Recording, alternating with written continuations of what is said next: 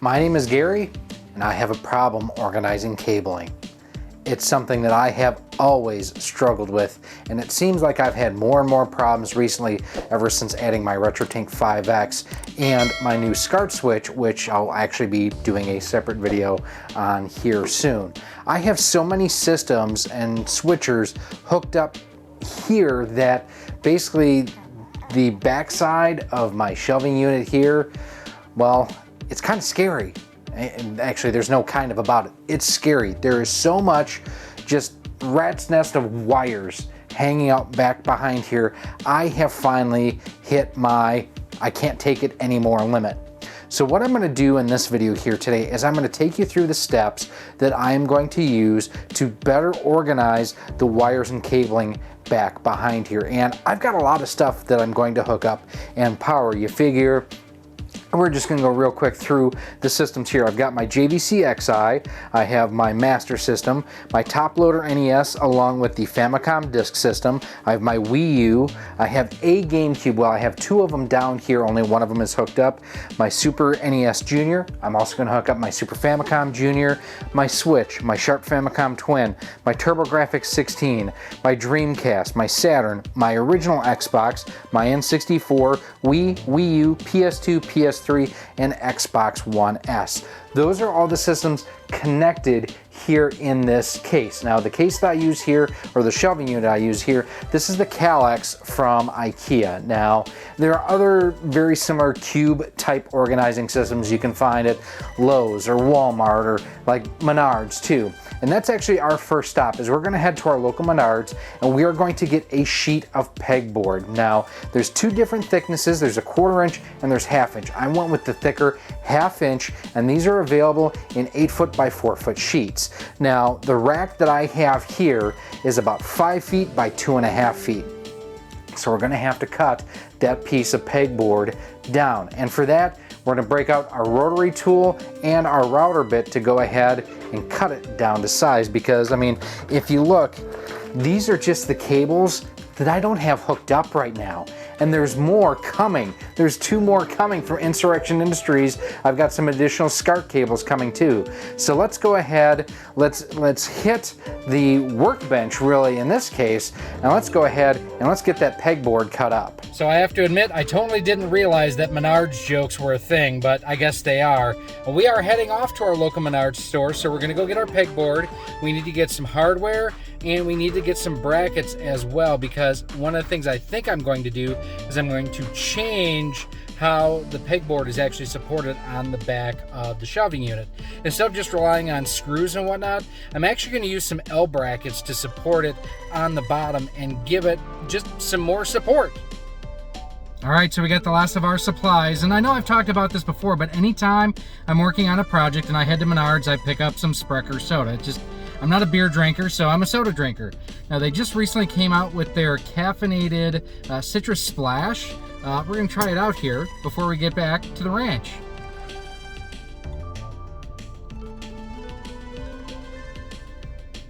So I was expecting more of a mellow yellow.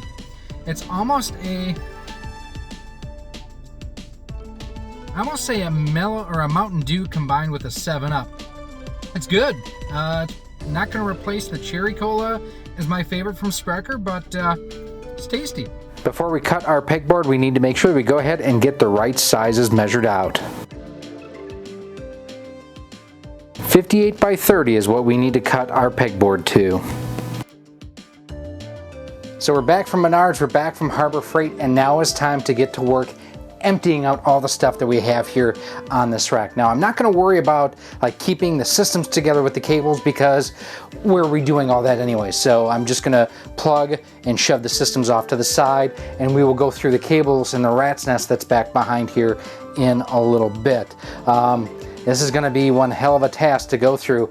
Now one thing too, as I'm going to go through and do this, I'm going to go ahead and I'm going to dust everything off as well. So that's one of those things that when we're all said and done, it's going to be a nice clean setup. Let's get moving. Can you see now why I want to organize and clean this up a little bit better? This is, well, frankly, it's an embarrassment. I mean, this is terrible. and a fire hazard, and yeah, just not very good. So we are going to tackle this mess here. And first things first is we're just going to go through, unplug everything. Now, one thing I had done on the back, you can see I had tried to do some like cable clips and whatnot. Yeah, that was not up to this job, so we're going to clean this up now.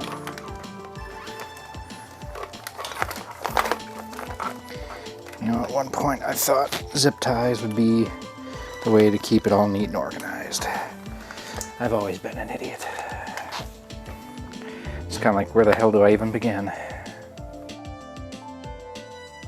It took me about 45 minutes to an hour to clean up all of that wiring and organize it, and once I was done, it was time to vacuum.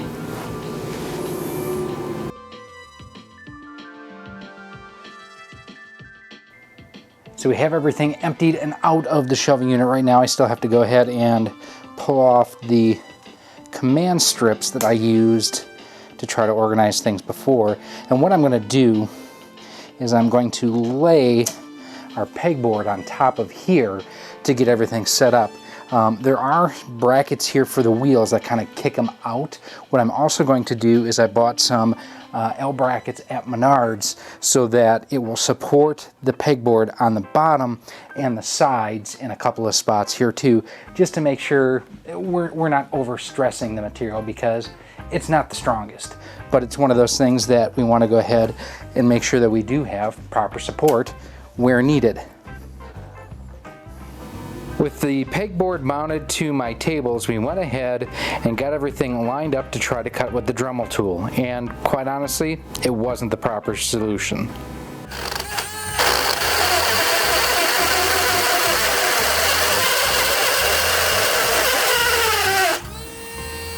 Boy, that sure as hell ain't cutting straight.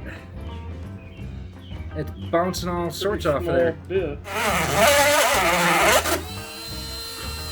Yeah, I don't think that's going to be the ticket.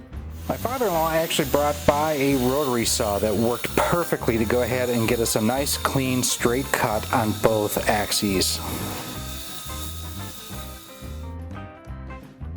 After we were done cutting the pegboard, I went ahead and placed it on the back of the calyx, and wonderfully, it fit exactly as it should.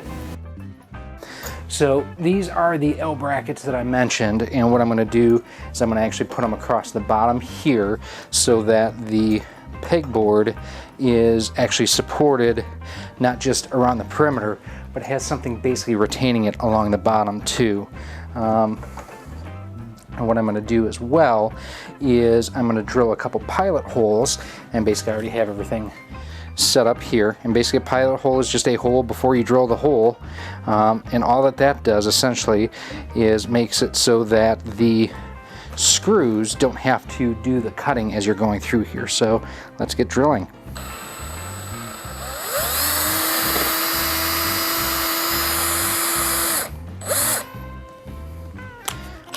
Now that I have a pilot hole set, we're going to get our Phillips head screw bit loaded up.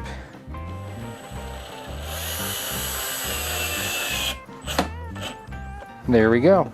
So I can go ahead, drill the other holes on here, and I've got 2 on the back side and 2 that'll go on the bottom. So I've got 8 total holes that I've got to drill. Let's get to it.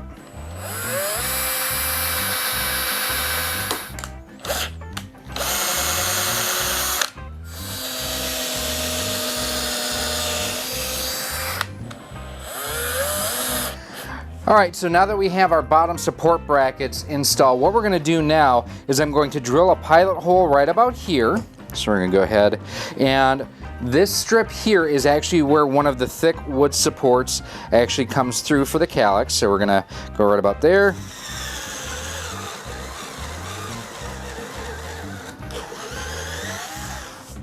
Back that up. And now what I have here is I have what's called a countersunk washer, and I'll give you a closer look to see what it looks like.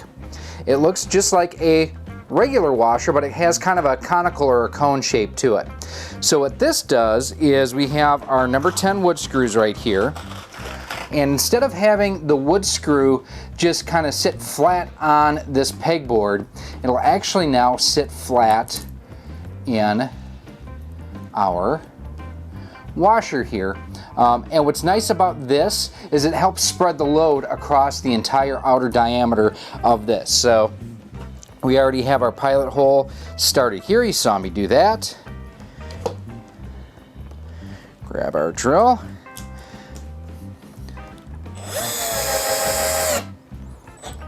Just like that, that's in. So I'm gonna do 2 about the same level, another one over that way, and then 1 towards the top, and then also along the edge.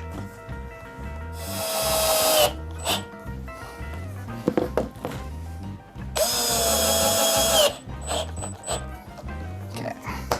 And with that, we have our back secured, and we are now gonna go ahead and stand this up and kind of plan the rest of our work.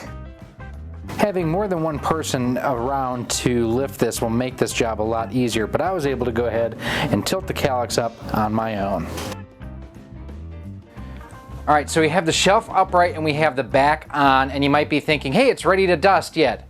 Not yet. First, what I'm going to do is I'm going to go ahead and kind of get my layout set. What I'm going to use for that is just some sticky notes. Now, what I did is I actually, on my tablet, kind of mocked up, and I'll show you a screenshot of this here, where I'm going to have my different components. So, like for example, this cubby here will have component video cables along with this one here, because I'm going to have my AV switch up top. My SCART stuff is going to go down here. My HDMI stuff will start here and then go up over into these other two. So basically we're going to have component, SCART, HDMI. Let's kind of get things labeled. A place for everything and everything in its place. Using the sticky notes to notate where I needed to go with each system made life a lot easier. All right, so we've got everything labeled. Now it's time to actually turn this around and start wiring things up. So turning our cabinet around, one thing that I've done too is I've relocated the post-it notes or the sticky notes to the top, so I have forward towards me is the top, or is the bottom, and then further back is the bottom. But I got this from Harbor Freight. It actually allows me to connect 12 different devices to one power source. I'm gonna go from this, actually we'll plug into a surge protector. That surge protector will go to the wall. This is just an outlet strip. So what I'm gonna do with this is I'm gonna line it up and I'm gonna use my top holes, and if you take a close look here, you can see it has a spot basically where you can go ahead and put a screw hole in and then shift it up, down, left, right to go ahead and mount it to whatever you're going to go to. So it looks like this one here, and then this guy right here will be the holes that I'll be going through. We're just going to mark that up top there. Up top there, just so I know which ones to use. And now with this, what I'll do is I'm actually not going to screw the screw hole or screw all the way into the hole. I need to leave enough out for it to go ahead and sit up above it. Now one thing as well is I got to check and see if I'll have clearance with the countersunk screws, and I should be okay.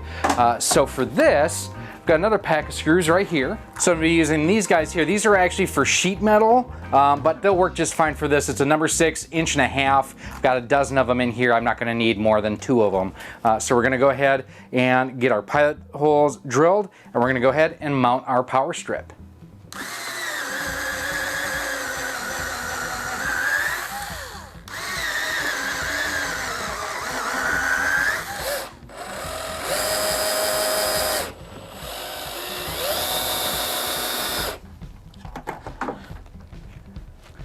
So the next tool I'm going to show you is what's called a hole saw. It looks like this, and it's used for like putting in holes in doors and such. So what we're going to do is I'm actually going to make a number of different openings on the back here. Well, I'm going to come through the front just so I make sure that I'm not hitting a shelf or something along those lines. And this is going to be where our cables will exit. And what I'm going to do is, so on basically this one and this one, I think the divide is actually right here. There's our screw, right? So right about here roughly, I'm going to put a hole there and a hole there, so both the wire or sets of wires come out similarly, because then what I'm going to do, I'm going to show you these guys here that I picked up, because these are I think pretty important to keeping everything organized. Like I could use wire ties for this. I didn't want to use a bunch of wire ties, although we will have to use some. So I bought these clamps. these clamps. Those clamps right there, hopefully it focuses. And basically with this, what I can do is I can run my cabling through and then it'll support it. Like here's just an HDMI cable and it has rubber insulation on it. And what I'm gonna do is I'm gonna have basically go through on the back side. I'm going to have a screw nut washer, and then on the back side washer nut. So basically that'll keep everything nice and taut, so this way it keeps it up and organized. I mean, we're actually closer to the end than you might think.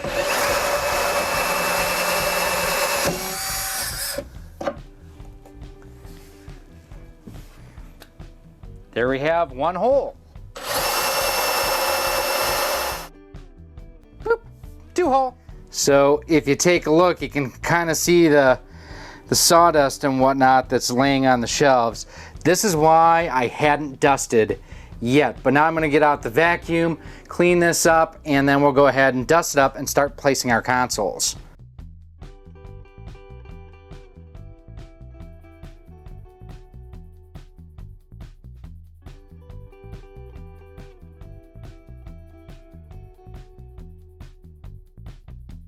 The moment I had been waiting for, we are beginning to install our systems into our shelving unit.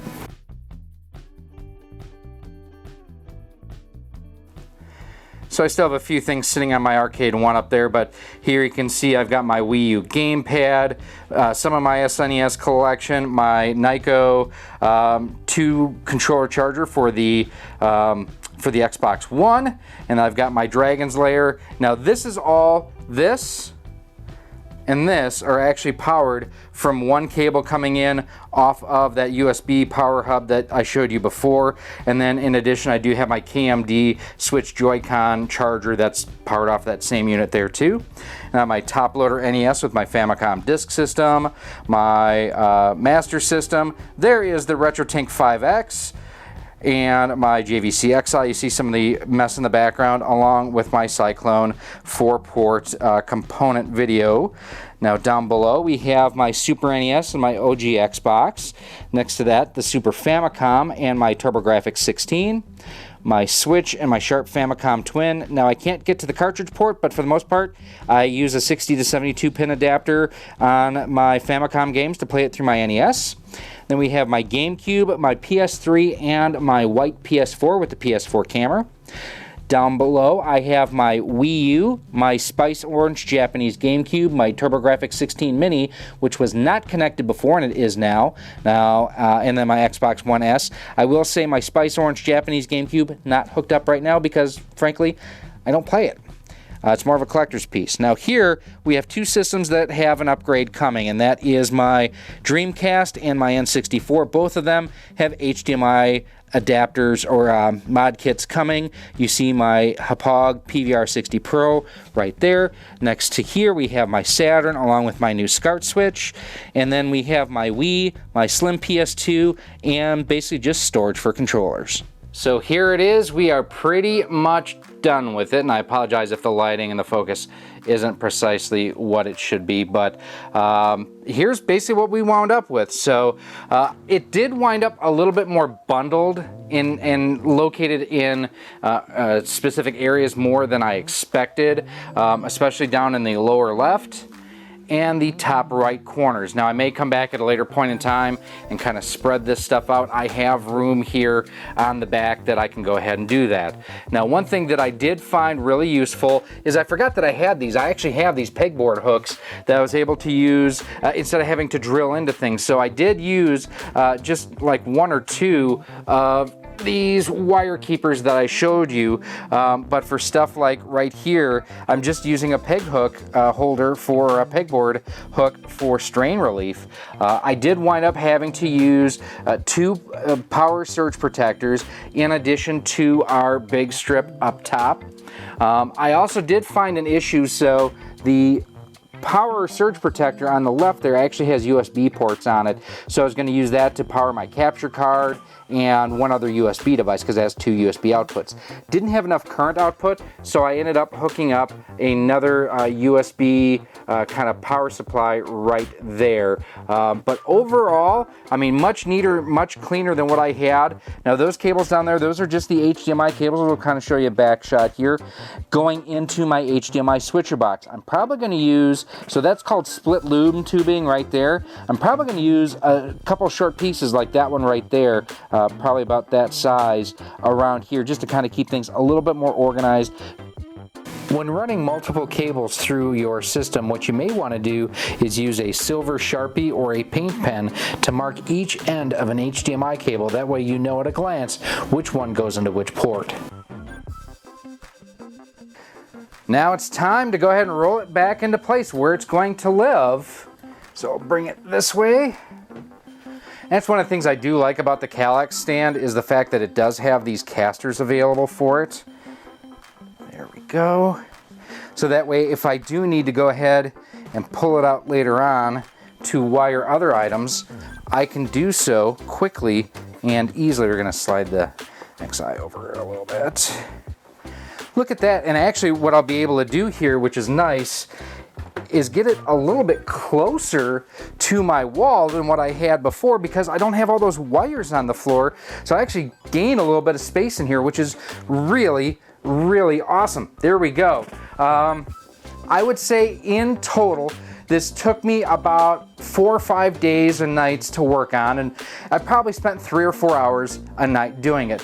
Total cost as far as expense, about $50 to $60 worth of supplies. I mean, the pegboard was about $15. The power strip was about $20 at Harbor Freight. Now I've seen other ones at other stores and whatnot for, you know, $30 to $40. Go with what you feel comfortable with. Knowing that I was going to be going into a surge protector with it, I was okay with it simply being an outlet strip. And I may actually go back and buy a second one, eliminate one of the other surge protectors I have, and daisy chain it that way. I like the fact that I have one switch I can kill everything with versus having 5 or 6 different outlet strips going in for all of this stuff. And I can quickly and easily change from one system to the next to the next. And everything is going to one HDMI port to my TV, which means everything that is connected I can capture using my Hauppauge PVR 60 Pro. We went through more than a few Sprecher Cherry Colas, and something that I highly recommend. The Citrus Splash was good, but this is still my favorite. So good. I like the fact too, like I have my sensor bar here for my Wii, or set up, and I can use it without any hassle here. I do have another one floating around somewhere here. I thought I set it up. I may not have. And what's nice too is I have expandability built into this too. So like I mentioned, for right now I don't have my Dreamcast and my N64 connected. I may still end up using my OSSC in the short term for those two. But I've got the HDMI kit for the Dreamcast I just need to install, and hopefully the Pixel FX HDMI kit will be here soon. So this may just be the kick in the tail that I needed to get those last couple of items hooked up. When you're doing stuff like this, like I showed you, the dots on the HDMI cables, just to identify what's going to what input makes life a whole lot simpler. This is one of those where I've wanted to take care of for a couple of years, and now it's done-ish. There's still fine-tuning and kind of some cable replacement that I can do, because I've got a lot of stuff concentrated in one area here and a lot of stuff concentrated in one area here. I think if I spread that out, it'll be even cleaner and neater sense. And as you can see, we've got Super Metroid playing behind me. This is coming through our RetroTink 5X, going through our new SCART switch and everything. It looks gorgeous, and I am so glad that I am able to go ahead and do this. I basically have that SCART switch and the Cyclone switch here that is taking care of everything that is not already HDMI out. So let me know what you think of this mod. Not even a mod, this project. It is really something that you can spend hours upon hours and days upon days going through it. Like I say, I probably have 12 to 18 hours invested in this, between tearing everything down, getting the supplies, getting everything built, and then going ahead and doing the wiring. It's one of those things that the more you put into it, the more you will get out of it. At least that's my opinion. Now, if you do have any other comments or questions, as always, feel free to leave them down below in the comments section. You can also go ahead and email me at rocksolidmail@gmail.com. You can send me a message on Twitter at RockSolidStudios. We're on Facebook at facebook.com/RockSolidProductions and Instagram at Instagram.com/RockSolidProductionsGK. Now, if you are looking for things such as Insurrection Industries SCART cables, HD Retrovision component video cables, do me a favor, head on over to CastleManiaGames.com. Ryan over there does great work and helps support this community, and he carries those types of cables and more. And the great thing is if you use promo code ROCKSOLID10, you can save 10% off of most items on the website. Plus, he's got other cool things like the G-SCART and the G-SCOMP switchers, so you could eliminate like the switcher box that I have. That does it automatically. A lot more convenient than what I have here. And if you are looking for a convenient way to pay for it, he does also have payment plans now too, through, I believe it's through Affirm. Now, if you do have any other comments or questions, like I mentioned, leave them below, email me. And if you're looking for other tips and tricks for how to wire your stuff, how to mod your stuff, taking a look at the RetroTink 5X with different systems, those videos are coming up for you right now. Thank you for watching this video. If you would like to support the future of Rock Solid Productions, you can do so by visiting our Patreon page at patreon.com/rocksolid.